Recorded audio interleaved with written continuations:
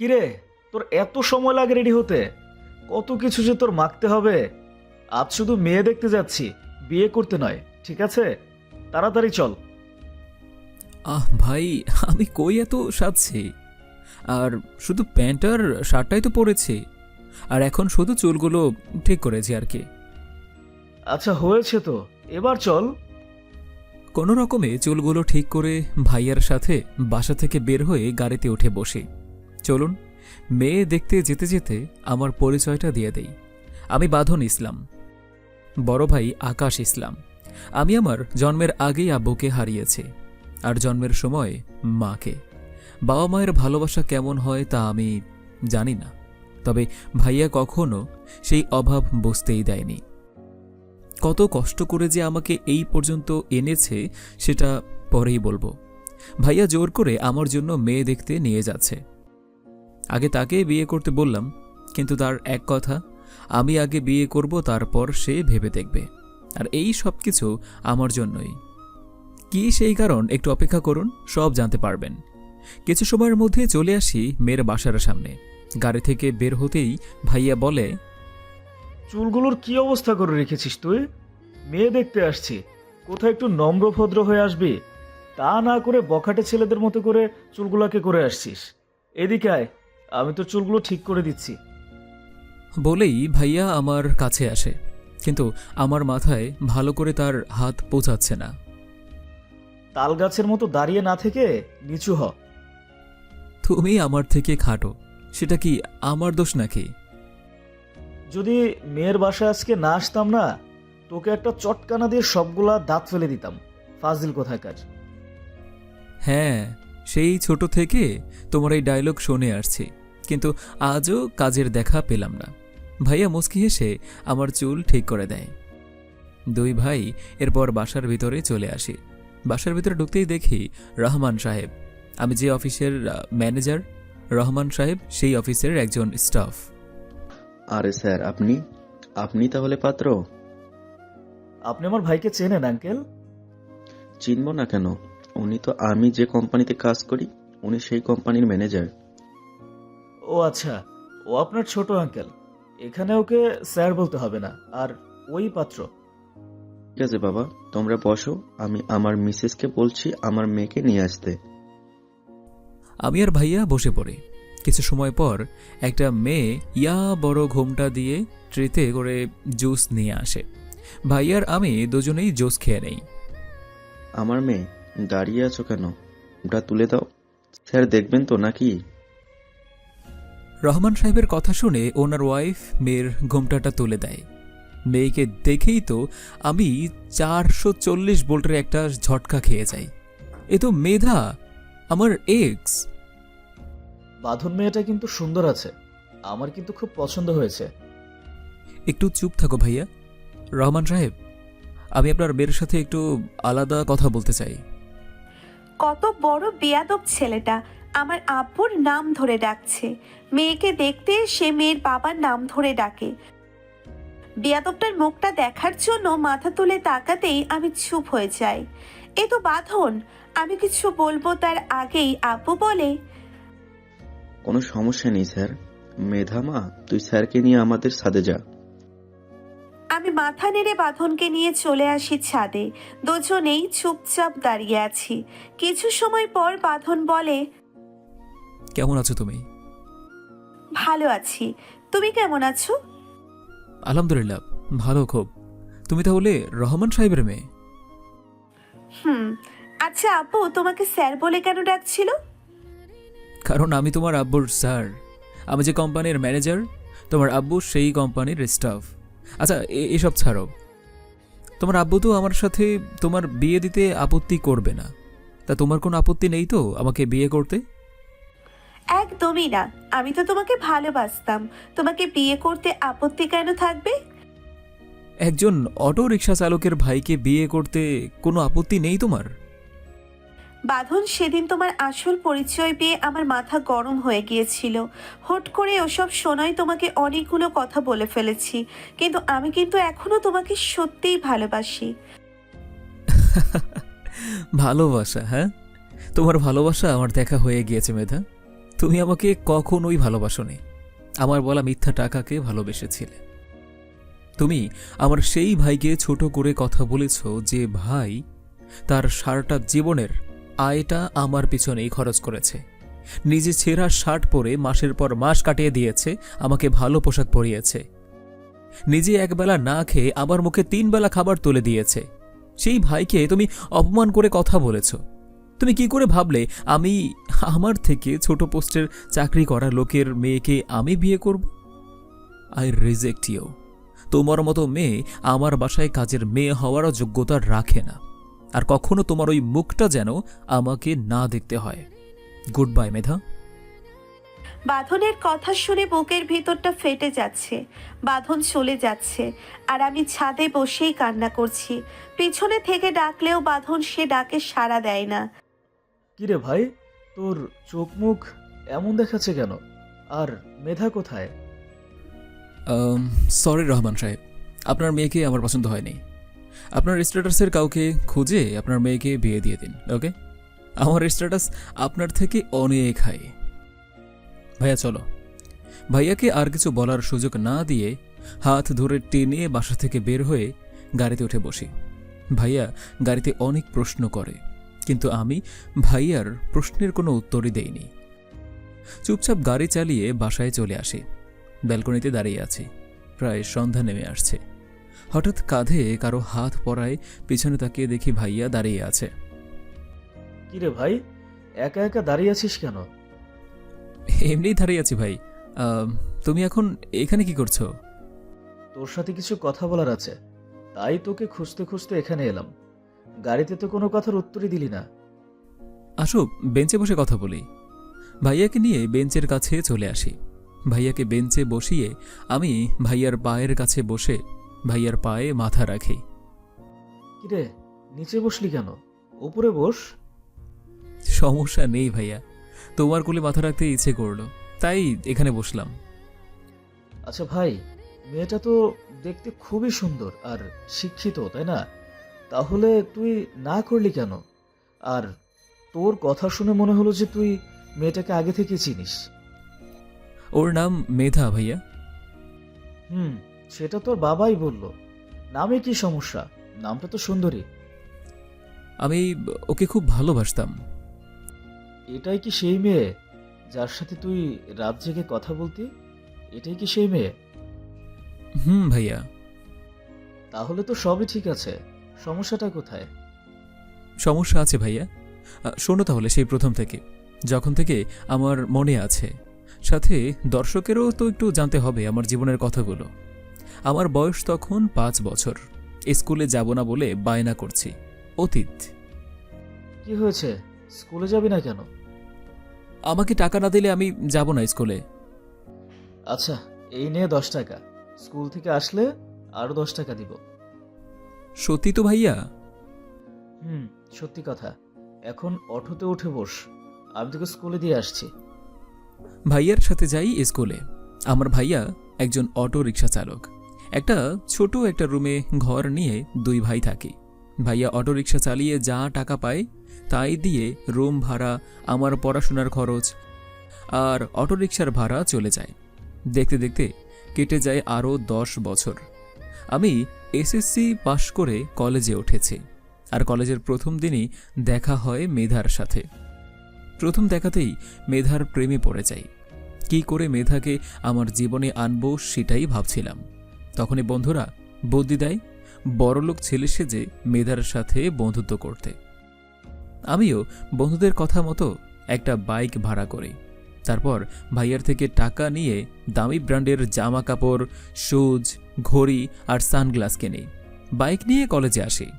Bike থামাই মেধার সামনে। বাইকটার একটু হলেই তো আমার ওপরে উঠে যেত। চোখ থেকে সানগ্লাস খুলে তারপর বাইক চালানো চাই না। তোমার মতো সুন্দরী একটা মেয়ে চোখের সামনে থাকলে বাইকের দিকে কি ধ্যান থাকে? আমাকে পটানোর চেষ্টা করছো? পটে যাও তাহলে। তুমি আমার লাইলি হয়ে যাও, আমি তোমার মজনু হয়ে গেলাম। তোমার জন্য মরতেও পারবো। আজ পর্যন্ত কতগুলো মেয়েকে এই কথা বলেছো? আই সোয়ার, তুমি প্রথম মেয়ে। যাকে দেখার পর থেকে মনের মাঝে ডুগডুগি বাজতে চলেছে। প্রথম দেখাতেই আমার এই মনটা তুমি কেড়ে নিয়েছ। তোমার জন্য মরতে পারি।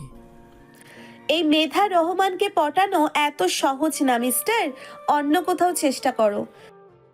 তোমাকে প্রথম দেখাতেই ভালো লেগেছে। তোমার আগে কখনো কোনো মেয়েকে ভালো লাগেনি, আর তোমার পরেও অন্য কোনো মেয়েকে ভালো লাগবে না। অপেক্ষা করব তোমার জন্য সারা জীবন। যদি কখনো মনে হয় তুমি আমাকে ভালোবাসো, তবে ছুটে এসো আমার এই বুকে।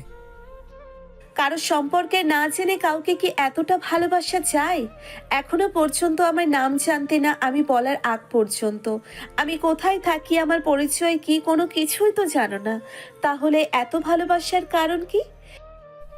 যদি জানতে চাও কতটা ভালোবাসি তাহলে হয়তো বলতে পারবো, কিন্তু কী কারণে ভালোবাসি সেটা বলতে পারবো না। আর তুমি তোমাকে ভালো না বাসার একটা কারণ দেখাও। আই সোয়ার কখনো তোমার সামনে এসেই দাঁড়াবো না। কিন্তু আমি তো তোমার সম্পর্কে কোনো কিছু জানি না, তোমার নামটা পর্যন্ত এখনো জানি না। তাহলে আমি কেন তোমার ভালোবাসার ডাকে সাড়া দেব? আমি বাঁধন রহমান। পৃথিবীতে আপন বলতে শুধু একটা ভাই আছে, অনেক বড় অফিসার, যাকে প্রতিদিন সবাই কম করে হলেও 100 বার ফিলস করে। জন্মের আগে বাবা মারা গিয়েছে, আর জন্মের সময় মা। ভাইয়া নিজের ব্যবসার পাশাপাশি আমাকে মানুষ করছে। আরও যদি কিছু জানতে ইচ্ছা হয় তাহলে আমার সাথে বন্ধুত্ব করো, যদি ভালোবাসতে প্রবলেম হয়। তোমাকে ভালোবাসতে প্রবলেম হবার কথা নয়। দেখতে মাশাআল্লাহ খুব সুন্দর, আর তার চেয়ে সুন্দর তোমার দুটি চোখ। তবে ভালোবাসতে ভয় হয়, যদি কখনো ছেড়ে চলে যাও। চাইলে কথা দিতে পারি, মৃত্যুর আগ পর্যন্ত তোমাকে ছেড়ে কোথাও যাব না। জীবনের প্রতিটা সেকেন্ড, প্রতিটা মিনিট, প্রতিটা ঘন্টা, প্রত্যেকটা মুহূর্ত তোমার সাথে কাটাতে চাই। বাঁধনের কথা শুনে নিজেকে ওর থেকে দূরে রাখতে পারলাম না, সাথে সাথে বাঁধনকে জড়িয়ে ধরি। কলেজের সবাই একসাথে হাততালি দিতে শুরু করে। শুরু হয় বাঁধনের সাথে আমার সম্পর্কের বন্ধন। চলো কোনো নদীর পার কিংবা পার্ক থেকে ঘুরে আসি। নদী আমার খুব ভালো লাগে, চলো নদীর পাড়েই যাই। ম্যাডাম আমার বাইকের পিছনে উঠে আমাকে জড়িয়ে ধরে বসে। আমি বাইক স্টার্ট দিয়ে ড্রাইভ করতে থাকি। কিছু সময়ের মধ্যে চলে আসি নদীর পাড়ে।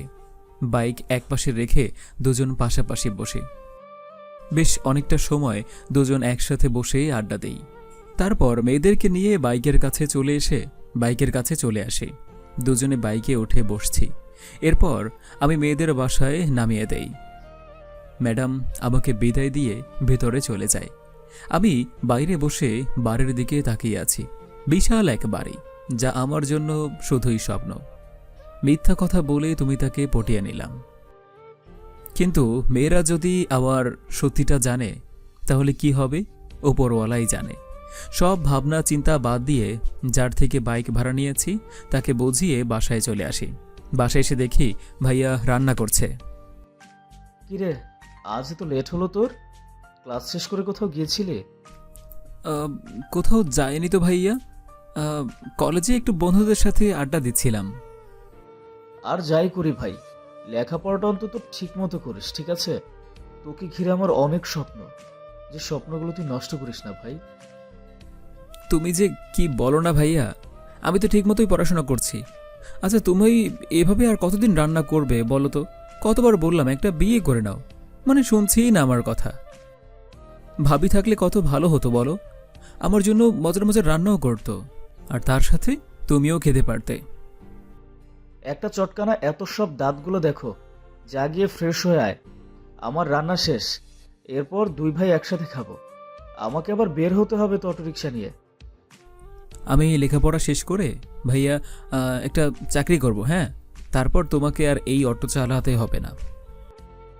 ঠিক আছে ভাই, পড়াটা তো ভালো করে শেষ কর, তারপর তুই একটা চাকরি করিস, আর তারপর আমি তোর জন্য একটা সুন্দর বউ নিয়ে আসবো। ইস, বললেই হলো নাকি? আগে তুমি বিয়ে করবে, তারপর আমার চিন্তা। আচ্ছা, সেটা পরে দেখা যাবে, তুই এখন গিয়ে ফ্রেশ হয়ে আয় তো। কি রান্না করছো ভাইয়া? আজকে বেশি একটা টিপ মারতে পারিনি রে ভাই, তাই আসার সময় কিছু ছোট ছোট পুঁটি মাছ কিনে নিয়ে আসছি, সেগুলো রান্না করছি। আমি আর কিছু না বলে চলে যাই আমার রুমে। ব্যাগটা টেবিলের উপর রেখে ওয়াশরুমে চলে আসি ফ্রেশ হওয়ার জন্য। এরপর দুই ভাই একসাথে খাবার খেয়ে নেই। বাসায় থাকিস, কোথাও যাস না কিন্তু। আমি বের হচ্ছি। ভাইয়া, কিছু টাকা দিয়ে যাও না। তোর বইয়ের উপর 1,000 টাকা রাখা আছে, দেখ।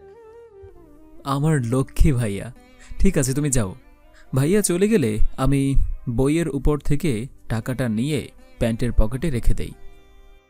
লেখাপড়া কেমন চলছে? ভালো আব্বু। তুমি আজ এই সময় বাসায় যে? শরীরটা ভালো লাগছিল না, তাই বর্ষের থেকে ছুটি নিয়ে চলে যাচ্ছি। কি হয়েছে তোমার আব্বু? তোমার শরীর কি খুব খারাপ? চলো তোমাকে নিয়ে ডাক্তারের কাছে যাব। আরে, আমার শরীরটা অতটাও খারাপ না যে ডাক্তারের কাছে যেতে হবে। একটু রেস্ট নিলে ঠিক হয়ে যাবে। মাথাটা ব্যথা করছে প্রচন্ড। ঠিক আছে, তাহলে আর এখানে বসে না থেকে তুমি রুমে চলে যাও। আমি তোমার জন্য মাথা ব্যথার মেডিসিন নিয়ে আসছি। তুই একদম তোর দাদির মতো হয়েছিস। আবারও যখন শরীর খারাপ হতো, মা ঠিক একই রকম করতো। আমিও তোমার মা, ঠিক আছে। বুঝেছি মা। আচ্ছা, আমি রুমে যাচ্ছি। আব্বু রুমে চলে যাই। আমি গিয়ে বক্স থেকে আব্বুর জন্য মাথা ব্যথার মেডিসিন নিয়ে আব্বুর রুমে চলে আসি। আব্বুকে মেডিসিন খাইয়ে আমার রুমে এসে শুয়ে থাকি। হঠাৎ মোবাইলটা বেজে ওঠে। মোবাইল হাতে নিয়ে দেখি বাঁধন কল করেছে। কল রিসিভ করতেই বাঁধন বলেন, কি করছো তুমি? এই তো শুয়ে আছি, তুমি কি করছো? আমিও শুয়ে আছি। খাওয়া দাওয়া হয়েছে? একটু আগেই খেলাম, তুমি খেয়েছো? খেয়েছি। আজ ভাইয়া অফিস থেকে আসার সময় 5 কেজি গরুর মাংস নিয়ে এসেছে। আমাদের কাজের মহিলা সেগুলো রান্না করেছিল। যা মজা হয়েছে না! আর সাথে পোলাও রান্না করেছে। আজ হঠাৎ পোলাও রান্না করেছো কেন? তোমাদের বাসার কোনো অনুষ্ঠান নাকি? অনুষ্ঠান হতে যাবে কেন? আমাদের বাসায় মাঝে মাঝেই পোলাও রান্না করা হয়।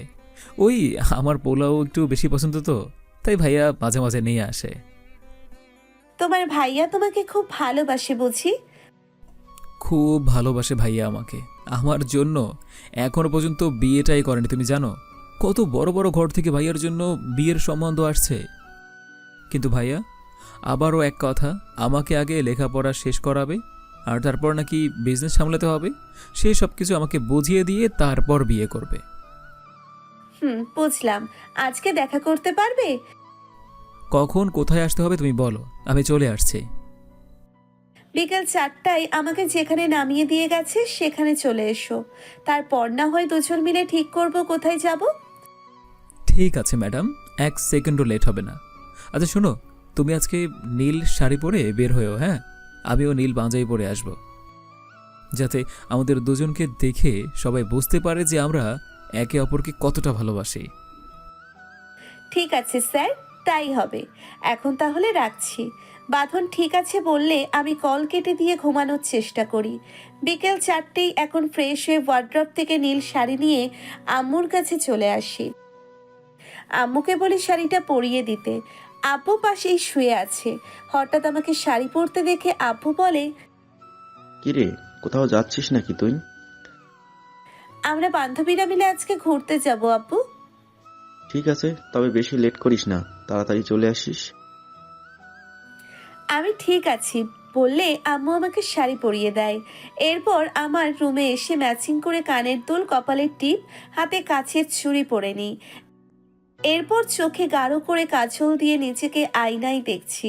নিজেকে দেখে নিজেই নিজের প্রেমে পড়ে গেছি। বাঁধনের চেয়ে কি হবে সেটাই ভাবছি আমাকে দেখার পর। কিছুদিন আগে ভাইয়া আমার জন্য একটা নীল পাঞ্জাবি কিনে এনেছিল, সেটাই পরে রেডি হলাম। বন্ধুকে ফোন দিয়ে সকালের সেই বাইকটা ভাড়া করতে বললাম। কিছু সময়ের মধ্যে বন্ধু বাইক নিয়ে চলে আসে। আমি ভাইয়াকে কল করি যে মেধাকে নিয়ে ঘুরতে গেলে আরও টাকার প্রয়োজন, তার উপরে বাইকের ভাড়া তো আছে। কিরে ভাই, এখন ফোন করলি যে?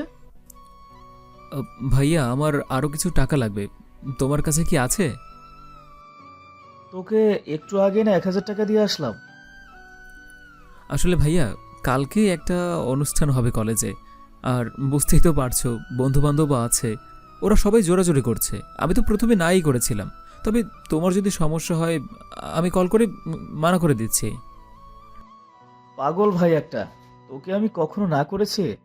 আচ্ছা, আমি আমাদের স্থানে আছি, তুই চলে আয়। বলেই কল কেটে দিয়ে একজনের থেকে 2000 টাকা ধার নেই। একটু পর বাঁধন একটা বাইক নিয়ে আসে। কিরে, এটা আবার কার বাইক? আর তুই বাইক চালানো শিখলি কবে? এটা আমার একটা বন্ধুর ভাইয়া, ওই দিয়েছে। কলেজের অনুষ্ঠান, বুঝতেই তো পারছো, সব কিছু আমাকেই করতে হবে, তাই ও বাইকটা দিয়েছে। ঠিক আছে, তবে সাবধানে চালাস, কেমন? অ্যাক্সিডেন্ট যেন না হয়, সাবধান। তুমি চিন্তা করো না ভাইয়া, আমি সাবধানেই চালাবো। বলেই ভাইয়া থেকে টাকা নিয়ে চলে আসলাম মেধাদের বাসায়। তারপর নীল শাড়ি পরে বাসার নিচে একটা পরীকে দাঁড়িয়ে থাকতে দেখলাম। মেধাকে দেখে আবার নতুন করে ওর প্রেমে পড়ে গেলাম। এমন করে তাকিয়ে কি দেখছো? তোমাকে দেখছি, ইচ্ছে তো করছে এখনই কাজী অফিসে নিয়ে গিয়ে বিয়েটা করে ফেলি। তার ভাই কাজী অফিসে গিয়ে বিয়ে করলে তার সম্মানটা কোথায় যাবে, এটা ভেবেই বিয়েটা করলাম না। আর তাছাড়াও আমার বিয়ে নিয়ে আমার অনেক স্বপ্ন। বড় করে অনুষ্ঠান করব, সবাই মিলে আনন্দ করবে, ঘোড়ায় চড়ে আসবো তোমাকে নেবার জন্য। সব স্বপ্ন পূরণ হবে, এখন কোথায় যাবে সেটা ঠিক করো। সকালে তো নদীর পাড়ে গিয়েছিলাম, এখন কোন পার্কে যাবে? চলো। আমাদের বাসা থেকে একটু দূরে একটা পার্ক আছে, খুব সুন্দর, যাবে সেখানে? তুমি যেখানে যেতে চাইবে সেখানেই নিয়ে যাব, ওঠো। মেধা বাইকের পিছনে বসে আমাকে জড়িয়ে ধরে। আমি মুচকি হেসে বাইক চালাতে থাকি। কিছু সময়ের মধ্যে চলে আসি পার্কে। একপাশে বাইকটা পার্ক করে দুজনে পার্কের ভিতরে চলে আসি। একটা বেঞ্চে দুজন বসে আছি, একটা লোক আইসক্রিম বিক্রি করছে। আমি বাসা থেকে উঠে গিয়ে দুটো আইসক্রিম নিয়ে আসি। দুজন আইসক্রিম খেতে খেতে প্রায় সন্ধ্যা পর্যন্ত গল্প করি। এরপর মেধাকে ওর বাসায় নামিয়ে দেই। এরপর যার বাইক তার কাছে দিয়ে ভাড়ার টাকা বুঝিয়ে দিয়ে বাসায় চলে আসি। বাসায় আসতেই দেখি ভাইয়া দরজার বাহিরে বসে আছে। আমি ভাইয়ের কাছে গিয়ে বলি, কি হয়েছে ভাইয়া, তুমি এখানে বসে আছো কেন? শরীরটা ভালো লাগছে না রে ভাই, পেটে খুব যন্ত্রণা করছে আর মাথাটা প্রচন্ড ব্যথা করছে। তুমি আমাকে কল করোনি কেন ভাইয়া? চলো তোমাকে এখনই হসপিটাল নিয়ে যাব। ভাইয়া প্রথমে রাজি না হলেও আমি জোরাজোরি করে হাসপাতালে নিয়ে আসি। ডক্টর কিছু টেস্ট করাতে বলে। আমি পকেটে হাত দিয়ে দেখি এখনও 1000 টাকা আছে। ভাইয়াকে টেস্ট করাতে বলি। এরপর ভাইয়া টেস্ট করানো হলে কয়েক ঘন্টা পর রিপোর্ট দেয়। ডক্টর ভাইয়ার রিপোর্ট দেখে বলে ঠিকমতো না ঘুমানোর কারণে আর ঠিকমতো না খাওয়ার কারণেই এরকমটা হয়েছে। সপ্তাহখানেক রেস্ট থাকার জন্য আর ঠিকমতো খাবার খাওয়ার জন্য বলেছে। এরপর ডক্টর কিছু মেডিসিন লিখে দেয় আর বলে চিন্তার কোনো কারণ নেই, রেস্ট, খাওয়া দাওয়া আর মেডিসিন নিলেই ঠিক হয়ে যাবে। আমি ওনাকে টাকা দিয়ে ভাইয়াকে নিয়ে চলে আসি বাসায়। বাসায় আসলে ভাইয়া বলে, coming soon tomorrow, subscribe now Chokher Bali official YouTube channel. Today by.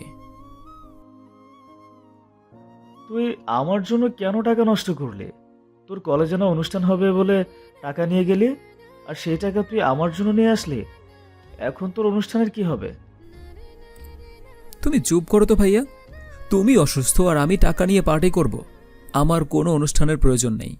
সব কিছুর আগে তুমি আমার কাছে। তুমি আমার জন্য যা করেছো, আমার জীবন দিয়ে দিলেও তো সেই ঋণ আমি শোধ করতে পারবো না ভাইয়া।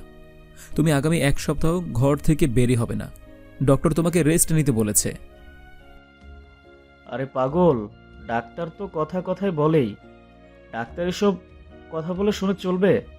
আমি যদি ঘরে শুয়ে থাকি তাহলে আমাদের সংসার চলবে কিভাবে? আমি কি মরে গেছি নাকি? হ্যাঁ, আমি তোমার অটোরিকশা নিয়ে বের হব। তুমি সুস্থ হবার পর বাসা থেকে বের হবার চিন্তা করবে। না ভাই, তুই এটা করিস না। আমি তোকে নিয়ে কত বড় বড় স্বপ্ন দেখি তুই জানিস, আর সে তুই অটোর রিক্সা চালাবি, এটা আমি মানতে পারবো না। তোমার সব স্বপ্ন আমি পূরণ করব ভাইয়া। আর তুমি যে কাজ করো সেই কাজ কেন আমি করতে পারবো না? পৃথিবীতে কোনো কাজই তো ছোট না, তাই না ভাইয়া? বলো। আমি পড়াশোনা বন্ধ করব না ভাইয়া। শুধু তুমি সুস্থ হওয়ার আগ পর্যন্তই অটো চালাবো। কিন্তু ভাই, আর কোনো কিন্তু না ভাইয়া, তুমি রেস্ট করো, আমি এখনই যাচ্ছি।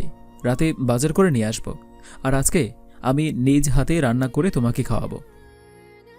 তুমি কিন্তু একদম ঘর থেকে বের হবে না। ভাইয়া আমাকে বুকে জড়িয়ে ধরে, একটু পর ঘুম থেকে তুলে কপালে চুমু দিয়ে বলে, সাবধানে চালাই, কোনো ঘটনা ঠিক আছে? আমি মাথা নেড়ে বাসা থেকে বের হয়ে অটো নিয়ে চলে আসি। রাস্তায় প্রায় 10টা এখন। কিছু বাজার করে বাসায় চলে আসি। এসে দেখি ভাইয়া চেয়ারে বসে আছে। আমি বাজারগুলো একপাশে রেখে ভাইয়ার কাছে এসে পকেট থেকে 2000 টাকা বের করে ভাইয়ার হাতে দিয়ে বলি, এই নাও ভাইয়া, 2000 টাকা আছে। প্রায় 2500 টাকার মতো কাজ করেছিলাম, 500 টাকা বাজার করে নিয়ে এসেছি, আর এই 2000 টাকা তোমার। আমার ভাই কাজ করতে শিখে গেছে। টাকাটা তোর কাছে রেখে দে, তোর কাজে আসবে। এটা আমার জীবনের প্রথম ইনকাম ভাইয়া, আর আমি আমার জীবনের প্রথম ইনকামটা আমার ভাইয়ার হাতেই দিতে চাই, যার পুরো পৃথিবী জুড়ে আমিই আছি। অনেক বড় হয়ে গেছিস তুই। হ্যাঁ ভাই, আমার বুকে আয়। ভাইয়া আমাকে বুকে জড়িয়ে ধরে। তখনই ঘাড়ে গরম কিছু পড়তে লাগলো। বুঝতে পারলাম ভাইয়া কান্না করছে। ভাইয়ার ঘুম থেকে উঠে চোখের পানি মুছে দিয়ে বলি যে, ভাইয়া কান্না করছো কেন তুমি? এটা কষ্টের কান্না নয় ভাই, আমার ভাই তার জীবনের প্রথম ইনকাম আমার হাতে দিয়েছে, তাই খুশিতে চোখে পানি চলে আসছে। আছে, আবার কান্নাকাটি এখন বন্ধ করো, আমি যে রান্না করছি, তুমি এখান থেকে উঠবে না কিন্তু। ভাইয়া মুচকে হাসে। আমি বাজার নিয়ে চলে আসি রান্নাঘরে। রান্না শেষ হতে হতে প্রায় 10টা বেজে যায়। এরপর দুই ভাই একসাথে রাতের খাবার খেয়ে নেই। খাওয়া দাওয়া শেষ করে দুই ভাই একসাথে বসে গল্প করছি। তখনই মোবাইলটা বেজে ওঠে। মোবাইল হাতে নিয়ে দেখি মেধা কল করেছে। ভাইয়া আমার দিকে তাকিয়ে হাসছিল। কিরে, মোবাইলের দিকে তাকিয়ে আছিস কেন? কল রিসিভ কর। তোর কোন মেয়ে বান্ধবী ফোন দিয়েছে তাই না? আমার সামনে রিসিভ করতে চাইছিস না? মেয়ে বান্ধবী কোথা থেকে আসবে ভাইয়া? আমার কলেজের একটা ফ্রেন্ড ফোন দিয়েছে। আমি ভাইয়ার কথা শুনে মুচকি হাসি। ভাইয়া উল্টো দিকে ঘুরে ঘুমিয়ে পড়ে। আমি দরজার কাছে এসে কলটা রিসিভ করে ফিস ফিস করে বলি, এখন ফোন করলি যে? কেন, আমি তোমাকে এই সময় ফোন করতে পারি না নাকি? না তা নয়, আসলে ভাইয়া না আজকে আমার সাথে শুয়েছে। কেন ভাইয়া নিজের রুমে রেখে তোমার সাথে শুয়েছে কেন? ভাইয়া আমাকে খুব ভালোবাসে তো, তাই মাঝে মাঝে আমার সাথেই ঘুমায়। ভাইয়ার সামনে কথা বলতে তোমার সমস্যা হবে না? ভাইয়া মনে হয় ঘুমিয়ে পড়েছে, সমস্যা নেই, বলো। রাতে খাবার খেয়েছো? একটু আগেই খেলাম, আমি রান্না করেছি জানো। আচ্ছা তাই নাকি, তা কি রান্না করলে শুনি? অনেক কিছু রান্না করেছি, গরুর মাংস, বড় বড় রুই মাছ, আর সাথে অনেক রকমের সালাদ। বাহ, তাহলে তো খুব ভালো। বিয়ের পর আমাকে রান্না করে খাওয়াবে কিন্তু। ঠিক আছে, খাওয়াবো, সমস্যা নেই। আচ্ছা শোনো না, ভাইয়া নড়াচড়া করছে, মনে হয় উঠে যাবে। আমি তোমাকে কালকে ফোন করবো, হ্যাঁ? আর আমি কলেজে আসতে পারবো না কিন্তু, ভাইয়ার সাথে ভাইয়ার অফিসে যাব। হঠাৎ তুমি ভাইয়ের অফিসে কেন যাবে? আর কয়েক বছর পর সবকিছু তো ভাইয়া আমাকেই বুঝিয়ে দেবে, তাই না? তাই আগে থেকেই সবকিছু বুঝে নিতে চাইছি আর কি, যাতে পরে কোনো সমস্যা না হয়। কতদিন কলেজে আসবে না তুমি? এই 6 থেকে 7 দিন, তবে সমস্যা নেই, সময় করে আমি তোমার সাথে ঠিকই দেখা করব। ঠিক আছে, তাহলে এখন ঘুমিয়ে পড়ো, আর কাল মনে করে কল করবে কিন্তু। বাঁধন ঠিক আছে বলেই কল কেটে দেয়। আমিও ঘুমিয়ে পড়ি। পরদিন সকালে ভাইয়ের সাথে একসাথে নাস্তা করে আমি অটো নিয়ে বের হয়ে যাই। প্রায় দুপুর এখন। একটা জায়গায় বসে আছি, হঠাৎ পিছন থেকে চীনা কণ্ঠে বলে, এই অটো যাবে? অটোতে বসে থাকা ব্যক্তিটির পিছনে ঘুরতেই আমার পুরো পৃথিবী ওলটপালট হয়ে যায়। অটোতে বাঁধন বসে আছে। বাঁধন, তুমি অটো চালাচ্ছ? এটাই কি তাহলে তোমার ভাইয়ের অফিস? মেধা তুমি এখানে? বিশ্বাস করতে পারছো না তাই না আমাকে এখানে দেখে? তুমি কাল রাতে আমাকে বললে আমি আজ তোমার ভাইয়ের অফিসে যাব। আর এখন তুমি অটো নিয়ে বসে আছো? তুমি তাহলে সব আমাকে মিথ্যে বলেছো? তুমি একজন অটোওয়ালার ভাই? মেধা, আসলে আমি চুপ কর মিথ্যাবাদী। আর কত মিথ্যে বলবি তুই? আর কি বলার বাকি আছে তোর? কার কত বড় বড় কথা, তাই না? ভাইয়া বড় ব্যবসায়ী, পোলাও মাংস আরো কত কিছু দিন এক খাবার খাওস। একজন অটোওয়ালার ভাই হয়ে সাহস হয় কি করে আমার সাথে প্রেম করার? 2 টাকার অটোওয়ালার ভাই হয়ে আমার সাথে আসছিস প্রেম করতে তুই? মেধা, যা বলার আমাকে বলো। আমার ভাইকে নিয়ে একটাও কথা বলবে না। 100 বার বলবো, তোর ভাই তোকে মানুষ করতে পারেনি। একটা মানুষও তৈরি হয়, একটাও মানুষ তৈরি করেছে। মাটিতে যদি আকাশের চাঁদ ধরার স্বপ্ন দেখিস, তোর ভাই যদি তোকে ঠিকঠাক মতো মানুষ করতে পারতো, তাহলে কখনোই এত বড় মিথ্যা কথা বলতি না। ইচ্ছে তো করছে তোকে থাপড়ে তোর সবগুলো দাঁত ফেলে দিই, তার আগে তোর ভাইয়ের দাঁত ফেলা দরকার। মেধা বলেই মেধার গালে থাপ্পড় দিয়ে বলে, তখন থেকে তুই আমার ভাইকে নিয়ে যা তা বলে যাচ্ছিস। তোকে মিথ্যা যা বলার আমি বলেছি, আমার ভাইয়া নয়। আমাকে যা ইচ্ছা হয় বলতে পারিস, কিন্তু আমার ভাইকে নিয়ে একটা কথাও বলবি না। আর কি বলছিলি তুই? আমি মাটিতে শুয়ে আকাশে চাঁদ দেখার স্বপ্ন দেখছি। হ্যাঁ, আরে আমি না হয় তোকে মিথ্যা বলে ভালোবেসেছি, বলেছি আমি বড়লোক, কিন্তু আমার ভালোবাসাটা তো মিথ্যা ছিল না। কিন্তু তোর ভালোবাসাটা তো মিথ্যা ছিল। তুই আমাকে নয়, আমার কাছে আমার টাকাকে ভালোবেসেছিস। আমার যে ভাই আমার জন্য নিজের সবকিছু শেষ করে দিচ্ছে, তুই আমার সেই ভাইকে নিয়ে কথা বলছিস। তোর এত বড় সাহস! সত্যি আমার গায়ে হাত তুলিস, লোকের বাচ্চা? হ্যাঁ, আমি ছোট লোক, তবে সেটা টাকা পয়সার দিক থেকে। তুই তো মনের দিক থেকেও ছোট লোক, আর তাই তো তুই আজকে আমার সাথে এরকম ব্যবহার করলি। তোর কাছে শুধু টাকা পয়সা দিয়ে ভালোবাসা হয়। যাদের টাকা পয়সা নেই তাদের ভালোবাসার কোনো অধিকার নেই। হ্যাঁ, আজকে আমি তোকে ভুলে গেলাম, মনে রাখিস। একদিন আমি এত টাকা ইনকাম করব, তোর মতো 4-5টা মেয়ে আমি আমার বাসার চাকর করে রাখবো।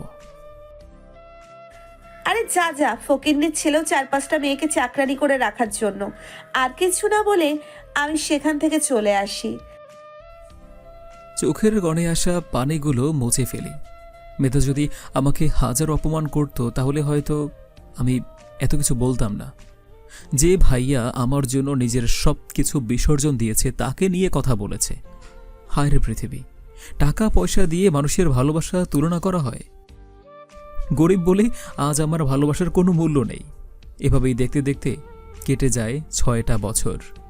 মাস্টার্স শেষ করার পর ভাইয়া একটা লোকের সাথে কথা বলে আমার চাকরির ব্যবস্থা করে দেয়।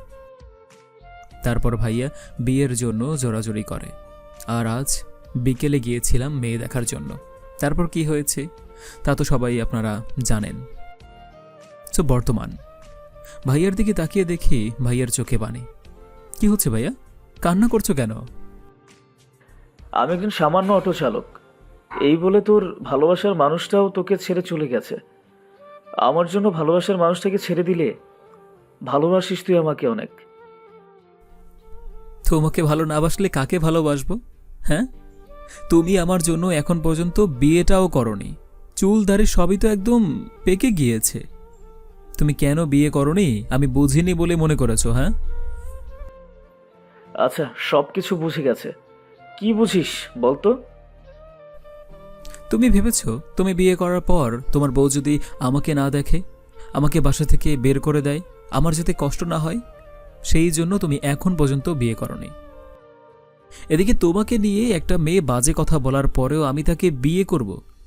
তুমি সবসময় বলতে না, আমার জন্মদিন চলে যায় কিন্তু তুমি কখনো আমাকে উপহার দিতে পারো না।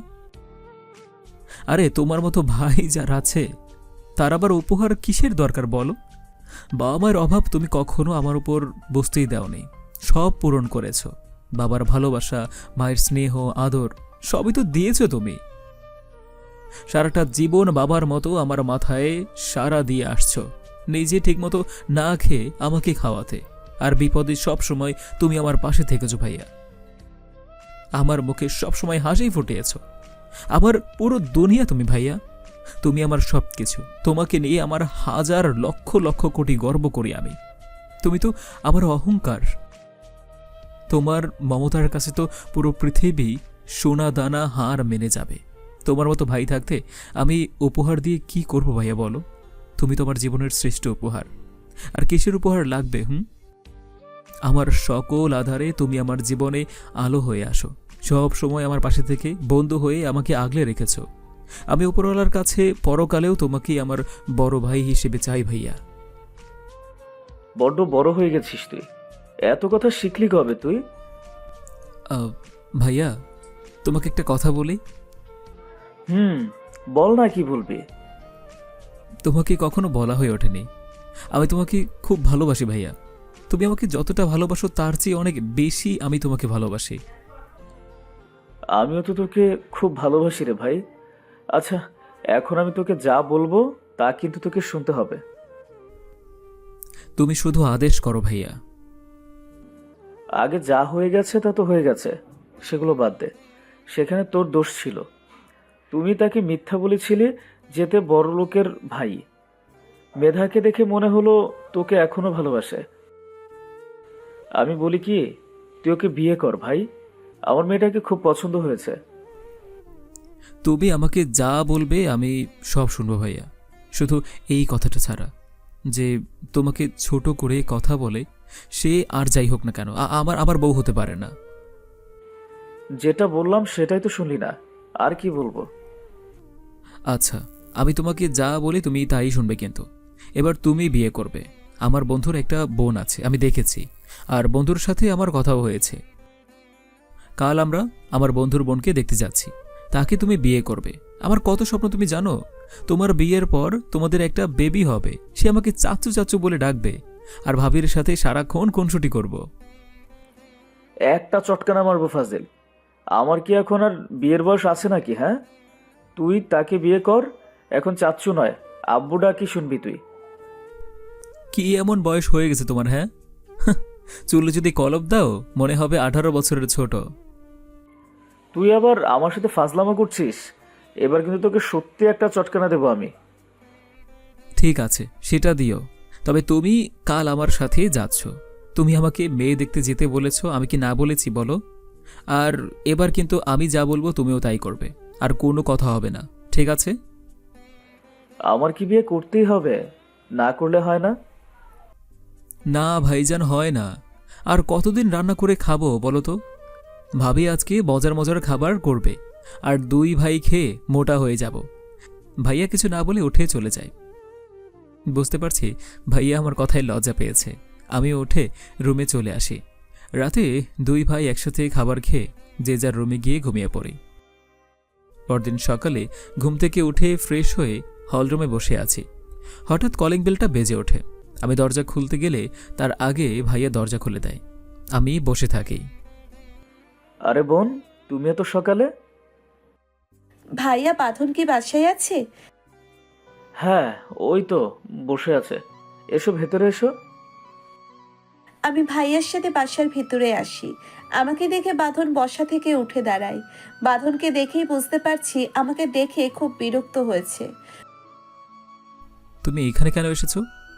আমার যা বলার তা তো আমি তোমাকে কাল বলেই এসেছি। হ্যাঁ, তারপর এখানে কেন এসেছো? বাঁধন, এটা কেমন ব্যবহার তোর? বাসায় মেহমান আসলে তার সাথে এভাবে কথা বলতে হয়? ভাইয়া, আমি তো তোমাকে কালকে সবই বললাম, তারপরও তুমি ওর পক্ষ নিয়ে কথা বলছো। হ্যাঁ, বলেছিস সব। সেখানে তোর দোষ ছিল। এটা কেন আসছে, কি বলতে চায় শোন। ওর সাথে একটাও যেন খারাপ ব্যবহার না করিস, আমার কসম। বলে ভাইয়া চলে যায়। আমি মেধার কাছে গিয়ে বলি, বলো কেন আসছো? বাঁধন, আমি জানি আমি তোমার সাথে অন্যায় করেছি, তোমার ভালোবাসা বুঝতে পারিনি, কিন্তু তুমিও তো ভুল করেছো বলো। আমাকে মিথ্যা কথা বলেছো তুমি সব। হ্যাঁ, কথাগুলো হয়তো মিথ্যা বলেছি, কিন্তু আমার ভালোবাসা তো মিথ্যা ছিল না। তুমি আমার সেই কথাগুলো ধরে বসেছিলে। হ্যাঁ, আমার ভালোবাসাটা বুঝতে চাওনি। আমার পিতৃতুল্য বড় ভাইকে নিয়ে বাজে কথা বলেছ। আমি ভাইয়ার পা ধরে মাপ চাইবো বাঁধন। বিশ্বাস করো বাঁধন, সেদিন তোমার এখান থেকে যাওয়ার পর আমি একটা রাতেও শান্তিতে ঘুমাতে পারিনি। সেদিন হুট করে তোমাকে অটো চালাতে দেখে মাথাটা গরম হয়ে গিয়েছিল। তুই কি বলতে কি বলে ফেলেছি আমি নিজেও জানি না, কিন্তু আমি তো তোমাকে ভালোবাসি। আমরা দুজনেই ভুল করেছি, সে ভুলগুলো পিছনে ফেলে আমরা কি পারি না নতুন করে আবার জীবনটা শুরু করতে? ও কোথাও যাবে না বাঁধন। তুই নিজের ভুলটা কেন দেখতে পাচ্ছিস না? লবণ আর মরিচ দিয়ে ভাত খেয়ে মেয়েটাকে বলেছে মাংস দিয়ে ভাত খেয়েছিস। তোর ভাই অটো চালাতো, কিন্তু তুই বলেছিস তোর ভাই বড় ব্যবসায়ী। তাহলে তুই ভুল করিসনি বল? মেধা যা করেছো তা ঠিকই করেছে। হ্যাঁ, আমাকে নিয়ে হয়তো আর কথা বলা ঠিক হয়নি তার, কিন্তু ওর জায়গায় থাকলে তুই কিন্তু একই কাজ করতি, তাই না? আমিও বলছি সবকিছু বাদ দিয়ে নতুন করে আবার সবকিছু শুরু কর। ভাইয়া, কালকে তো আমি তোমাকে সবই বললাম। আমি আর নতুন করে কোনো কিছুই শুরু করতে চাই না। যে ভাইয়ের জন্য তুই এত কিছু করেছিস, সেই ভাই তোকে বলছে তুই মেধাকে আপন করে নে। কিন্তু ভাইয়া, আমি তখনই মেয়ে দেখতে যাব যখন তুই মেধাকে আপন করে নিবি, আর নয়তো আমি ওকে মেয়ে দেখতে যাব না। ব্ল্যাকমেল করছো আমাকে? তুই যা ভাবিস তাই। আমি বলছি ভাই, মেয়েটাকে তোকে খুবই ভালোবাসে, তাই তো এত সকালে তোর কাছে ছুটে এসেছে। তুই ওকে ফিরিয়ে দিস না ভাই। তুমি চাও আমি ওকে বিয়ে করি, ঠিক আছে, তাই হবে। তবে আগে তোমাকে বিয়ে করতে হবে। যদি মেয়ে তোমার পছন্দ হয় তাহলে আজকে কাজে নিয়ে বিয়ে করে বউ বাসায় নিয়ে আসব। শুধু আমি পছন্দ করলে হবে? আমাকেও তো পছন্দ করতে হবে, তাই না? তোমাকে অনেক আগে থেকেই চেনে, আর ওনারাও তাই। আমাদেরকে অনেক পছন্দ করেছে আগে থেকেই। এখন তোমার যদি মেয়ে পছন্দ হয় তাহলে তো হয়েই গেল। সবকিছু যখন ঠিকই আছে, তোর মেয়েকে পছন্দ হয়েছে, তাহলে একটা কাজ কর, আমাদের কল করে বল আমরা আজকেই কাবিন করে বউ নিয়ে বাসায় চলে আসব। আর মেধা, বাঁধন তোমাকে বাসায় দিয়ে আসবে। তুমি তোমার আব্বু আম্মুকে নিয়ে বাঁধনের সাথে আমাদের বাসায় চলে এসো, কেমন? আমরা সবাই একসাথে যাব। ঠিক আছে ভাইয়া, আপনি যা বলবেন তাই হবে। বাঁধন, মেধাকে, বাঁধন, মেয়েরা কি আর বাসায় নিয়ে যা, আর সবাইকে নিয়ে তাড়াতাড়ি চলে আসে। আর মেয়েদের বাসায় কল করে সবকিছু বলে দে। বাঁধন ঠিক আছে বলে আমাকে নিয়ে বাসা থেকে বের হয়। এরপর মেয়ের বাসায় কল করে সব কিছু বলে, রাজি হয়ে যায়। বাঁধন গাড়িতে উঠতে বললে আমি বলি, তোমার কাছে বাইক নিয়ে। আছে তো, কেন? তোমার কাছে বাইক নেই? কতদিন তোমাকে জড়িয়ে ধরি না, বাইকের পিছনে উঠলে অন্তত তোমাকে জড়িয়ে ধরে বসে থাকতে পারবো। ঠিক আছে, তুমি একটু অপেক্ষা করো, আমি গ্যারেজ থেকে বাইকটা নিয়ে আসছি। বলে আমি গ্যারেজে বাইক নিয়ে চলে আসি বাসার সামনে। মেধা আমার কাঁধে হাত রেখে বাইকের পিছনে উঠে বসে, আমাকে শক্ত করে জড়িয়ে ধরে, আমার পিঠে মাথা রাখে। আমি মুচকি হেসে বাইক চালাতে থাকি। কিছু সময়ের মধ্যে চলে আসি মেয়েদের বাসায়। আমাকে দেখে রহমান সাহেব কুশল বিনিময় করে। এরপর আমি ওনাকে সবকিছু বলি। সব শুনে উনি অনেক খুশি হয়। আব্বু আম্মু, তোমরা কি রেডি হয়ে আসো? আমরা বাঁধনের ভাইয়ের বিয়েতে যাব। আব্বু আম্মু চলে গেলে আমি বাঁধনকে বলি আমার রুমে আসো। তুমি এখন চেঞ্জ করবে, আমি তোমাকে কি করব? আমাকে শাড়ি পরতে সাহায্য করবে, আমি একা একা শাড়ি পরতে পারি না। একটু বেশি বেশি হয়ে যাবে না? দর্শক কি ভাববে বলো তো? দর্শক কোনো কিছুই ভাববে না। আমাদের কিছু রোমান্টিক সিন না দেখলে দর্শক তো কষ্ট পাবে। বাঁধন মুচকি হাসে। আমি বাঁধনের হাত ধরে আমার রুমে নিয়ে আসি। ওয়ার্ড্রপ খুলে কয়েকটা শাড়ি বের করি। বাঁধন একটা লাল শাড়ি পছন্দ করে। এরপর আমাকে নিজে শাড়ি পরিয়ে দেয়। নিজ হাতে আমাকে সাজিয়ে দিয়ে আয়নার সামনে দাঁড় করিয়ে আমার পিছনে দাঁড়িয়ে বলে, তোমাকে এখন ঠিক বউ বউ লাগছে। ইস, এভাবে কেউ বলে নাকি? তোমার লজ্জা করে না? লজ্জা গায়া তেল নে, ইচ্ছে তো করছে বিয়ের আগেই বাসর ঘরটা সেরে নেই। এই একদম না, তাহলে কিন্তু খারাপ হয়ে যাবে বলে দিলাম। ঠিক আছে, আমিও দেখি কি খারাপ হয়। আমি কিন্তু ভাইয়ের কাছে বিচার দিব। না, তাহলে থাক, ভাইয়া তো এখন তোমার খুব ভক্ত হয়ে গেছে। বাঁধন, তুমি আমাকে মন থেকে মাফ করেছো তো? আমার ভাইয়া যখন বলেছে তখন তোমার উপর আবার কোনো রাগ নেই। আমার পুরো পৃথিবী জুড়ে আমার ভাইয়া, সেই ভাইয়া বলেছে তোমাকে রাখতে। এখন কি করে আর দূরে রাখি বলো? সেদিন একটা ভুলে কতগুলো বছর আমরা আলাদা, তাই না? আমি যদি সেদিন এমনটা না করতাম তাহলে এতগুলো বছর আমার হাতে থাকতাম না। যা হয়েছে সব ভুলে যাও। ওই যে একটা কথাই আছে না, রাত গায়া সো বাত গায়া। আমাদের জীবনে নতুন সূর্যোদয় হয়েছে, যে সূর্য কিরণ নিয়ে আমরা বাকিটা জীবন কাটিয়ে দেব। তাহলে এতগুলো বছর আমরা আলাদা হয়ে থাকতাম না। তোমার মনে পড়ে আমাদের সেই কলেজ লাইফের যে দিনগুলোর কথা? কত সুন্দর মুহূর্ত কেটেছে আমাদের জীবনে। সেদিন যদি এরকম না হতো তাহলে হয়তো এতদিন আমি তোমার বউ হয়ে যেতাম। আর আর কি বলো? না, বলবো না, আমার লজ্জা করছে। ওলে আমার লজ্জাবতী রে। আচ্ছা আমি বলছি, তুমি কি বলতে চাইছো?